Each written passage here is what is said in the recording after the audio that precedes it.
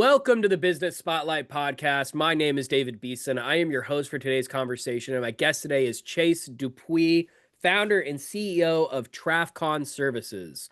We're going to be talking about his business, journey to business ownership, challenges, best practices, and share a peek of what it's really like to build and operate a business. Chase, welcome to the show, and thank you so much for being here today. I would love for you to give us a little bit of background of who you are and tell us a little bit about your business as well.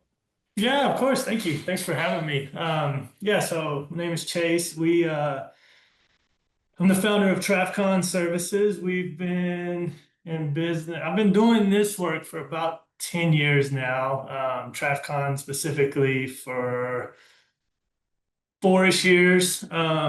We do temporary traffic control and permitting for um, mostly commercial construction in Austin, in and around Austin, Texas. We typically work for general contractors, developers, utility contractors, and our little niche is any work in the right of way, any city-owned right of way. We kind of the middleman between the contractor and the city. Gotcha. Awesome. Well, kind of setting the stage for the audience and listeners, what does your general ownership structure look like? Are you sole founder and owner? Do you have a partner, outside investors? Sole founder and owner. Yes, sir. Just me. Awesome. Well, tell us a little bit about what role you currently play in the business. What does your day-to-day look like? Man, honestly, I'm trying to grow currently. Still doing a lot of the day-to-day tasks. I've hired a kind of an assistant to help with some things. I have an accounting person, but overall, I'm doing the bulk of it. Ultimately, I'd like to get where I'm just doing more of the people part, but not quite there yet. So Yeah. still kind of wearing a lot of hats. Yeah. Is that your goal in the next couple of years, just like expansion? Yeah, absolutely.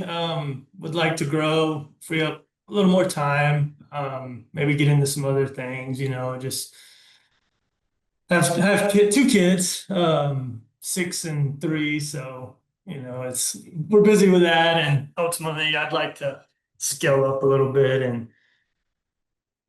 get some more people in to help out. Yeah, no, I totally understand. Me and my wife are expecting our first kid, so I know that's gonna Nice. I know it's gonna change a lot of stuff, but we're really excited. Oh yeah, it'll change, but it's for the better for sure. Everyone's been telling me to get sleep now, so trying to do that. Yeah, the first year is a little rough, but it smooths out pretty quick. Yeah. So I'm curious, how many hours do you spend working in the business, the job itself, and how many do you spend working on the business, which strategy, planning, things like that? Gosh, man. I mean, it varies depending on workload. Obviously, it's a construction industry, so it's kind of hot or cold. It's really hard to predict. Usually comes in waves. So when I'm really busy, like coming in, I'll do the best I can to carve out at least an hour or two a day to work on some business development stuff, outreach, that sort of thing. But there's also time, everything has a deadline and they usually want it yesterday. So it Yeah. just varies. But to answer your question, I probably don't spend enough time working on the business. And again, that's another reason for trying to grow this thing. Yeah, yeah. No, yeah, makes sense. So why'd you choose to go into business for yourself as opposed to choosing to work for someone else? Like, what was that transition like for you? Man, I just always, since I was a kid, just had a desire to be an entrepreneur, and I don't know why. I don't know what started it. And I've tried a lot of things and done a lot of different things over the years, and this is kind of the one that stuck. I've had jobs, several, W-2 jobs, and just never felt truly fulfilled. I always thought, that I had a ceiling if I had a real job per se. I just like the idea of not having limits on what I could do. So that's kind of, I don't know, just always had this whatever internal desire to be my own boss and grow something. And, you know, I don't know, hard to say. and this opportunity kind of opened up, and I've just run with it and been enjoying it. It's challenging. It's really hard. I think the other part to it, is especially with business, it's kind of what you put in, right? Like you're not really relying on anyone else, and there's really no excuses. It's kind of up to you to, you know, make of it what you want. That excites me. Yeah. So as you look back on your journey so far, what has been the most memorable roadblock or hurdle you were challenged with that you were forced to overcome? Gosh, man, there's so many. And I don't know that I've ever fully overcome any of them. Usually it's me though. It's always me in my own way, whether it's around money, spending money on, investing money into the business. What is, productivity. Like Yeah. I think in the beginning I struggled a lot with feeling like if I wasn't in front of my computer from 8 to 5, doing something quote unquote productive, then it wasn't a productive day. So learning that, going out and networking and meeting with clients can be more productive than admin style work has been a big one for me. One conversation can change your whole trajectory. Yeah. Yeah, no, that makes sense. So who primarily does your business serve? If I were in the audience, how would I know I was a good fit for your product and service? I would say if you work in the right of way, you could be a good client. We typically are Me personally, I enjoy working for general contractors. We do a lot of work for GCs, around town building high rises or any kind of mixed use, stuff like that. I enjoy seeing the process, right? Like a lot of times we'll meet in the beginning of the job and it may be a parking lot or some old building, and then getting to watch them tear this thing down and build a, beautiful building is just it's always intrigued me. Our piece is very little, but just watching the thing come alive is really cool to me.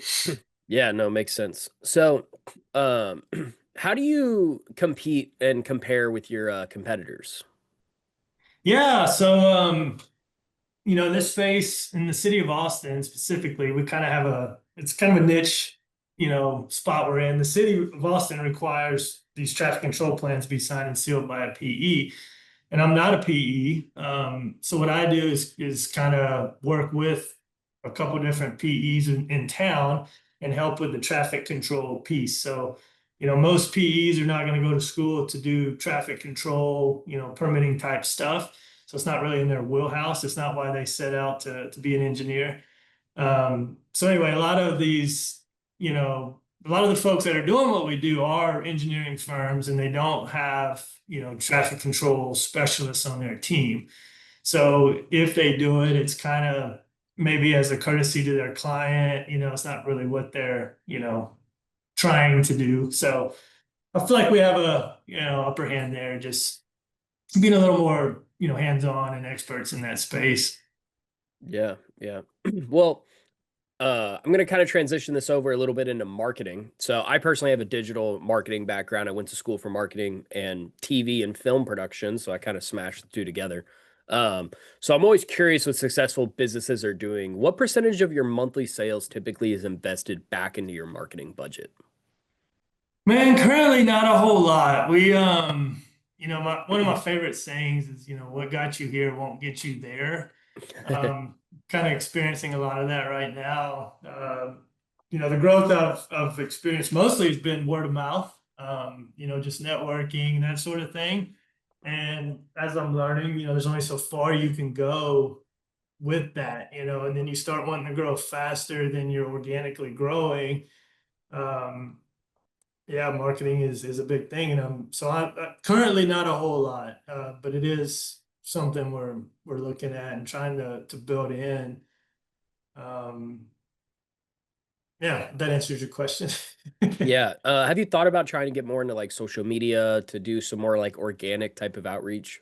Yeah, 100%. Actually, recently just hired a consultant to help me with social media. I'm Nice. not a social media guy in my personal life, so it's not doesn't come easily to me. yeah, that's something I'm working on. And I know the importance of it for sure. So working on that. Yeah, because it's added like another level, I think, in the last 5 years, social media has, where it's almost like its own form of networking, where if you're able to do a good post, you can then be able to people will start reaching out to you, and then you can set up times for like coffee to meet or to go over something. I think social media has kind of almost turned into its own form of networking in the last 3 years. 100%, man. I was telling somebody this the other day. I, what I've noticed about social media is the clients I have gotten through social media, typically when they call because they saw a post at the right time, it's like they're pre-vetted, like they Yep. already have this trust. They saw something, they liked it, something happened in that moment that they thought, hey, I would do business with this guy. And then they reach out and it's just a different level of trust, it feels like. It's really bizarre. And the couple times that's happened, it's just showed me the importance of it for sure. Yeah.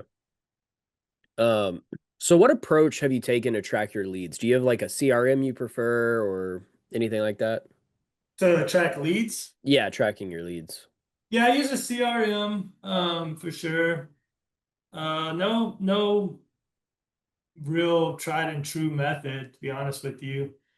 Kind of again, trying to go through this spot I'm in, just Yeah. so far I've done so, and this kind of ties to the other question of things I have to overcome. I'm just so used to this kind of old school, good old boy approach, just trying to take care of people. And I have a lot of repeat clients. So it's, very grateful. But again, trying to scale beyond that, there's a lot of things I'm learning and figuring out as I go.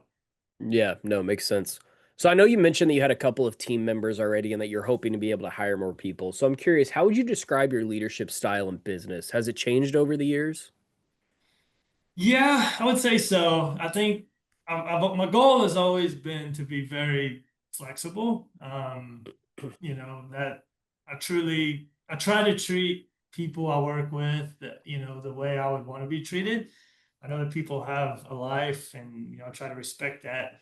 I'd say, you know, what's changed obviously over the years is more just communication, expectations. Making sure that that's crystal clear. Had some bad experiences, with hiring people and whatnot, and a lot of that. Like I said, I take full responsibility. I learned a lot, and um, yeah. Yeah, makes sense. So are you developing any other leaders in your team currently? Not currently, no, no. I would love to get to that point, but not there yet. Yeah. So what has been your approach to hiring and retaining team members? So far, honestly, just kind of asking around, looking for people. Usually try to bounce ideas off of, people I look up to. Um, yeah, haven't hired enough to have a true system. Um, Trial and error, Gotcha. like Yeah. most things. Yeah, no, makes sense. All right, so you ready to transition to a couple rapid fire questions? Sure. All right. What is the key to success for you? Well, that's a moving target. I would say at this point it would be time. Um, Yeah. I think I'm successful if I have time. What is one piece of advice that you would have for other business owners? Don't quit. Don't give up. Keep going. It gets boring, but the good stuff is when you hold on. What is a book or podcast you're reading or listening to right now?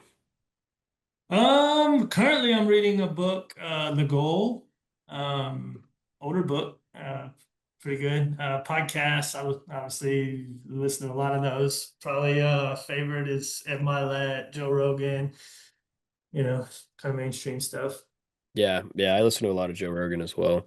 Yeah, it's hard not to, right? Yeah, I think everyone does. Yeah. My dad will call me randomly, be like, "New Joe Rogan episode drops." I'm like, "All right, now I gotta go listen to Dude, it." I love it. I know it's fascinating. I mean, podcasts are a really fascinating thing, man. Like, especially you just kind of get to learn how somebody else thinks. It's kind of mind blowing, really. Yeah, especially like if I'm driving around, going to like, going to do chore going to the grocery store, going to, you know, going to Target or whatever because my wife needs something. It's like, yeah, I'm just gonna throw on a podcast and go drive and relax. 100%. Yep. uh, I look forward to road trips just to listen to podcasts, no yeah, doubt. I'm the same way. All right. So this is kind of a fun question. If you had a little bit of magic dust and you could choose one spot in your business to sprinkle it on and everything would be perfect there, what spot would you pick and why? Man, I think I would it would have to be just a consistent pipeline of work. Like I mentioned earlier, it just everything comes in waves, and every time I think, things are smooth and good, it's too busy or it's too slow. It's just very rarely is it smooth. Yeah. Yeah. No, makes sense. Well, I just want to say thank you for taking time out of your day to be here. If you wanted to, you could share with the audience how they can follow you, learn more, contact you guys. Yeah, right on. So website is trafconservices.com. We're on LinkedIn, same thing under Trafcon. Not a huge online presence currently, but to be continued on that. Hopefully soon enough we'll be posting more. That's really it. Not much on Instagram or, that platform. Just being that we're mostly commercial, Yeah. stick to No. LinkedIn really. Yeah, no, makes sense. Awesome. Well, we've come to the final question of the day, and that is what is most inspiring to you today? Most inspiring, I think just my family, man. That's what inspires me. It motivates me.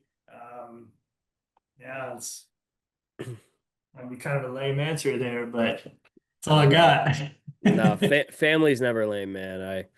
It's what keeps me going every day too, is my family. So I completely agree. Yeah, 100%, man. I've wanted to check out many times, and I think if it wasn't for them, I probably would have.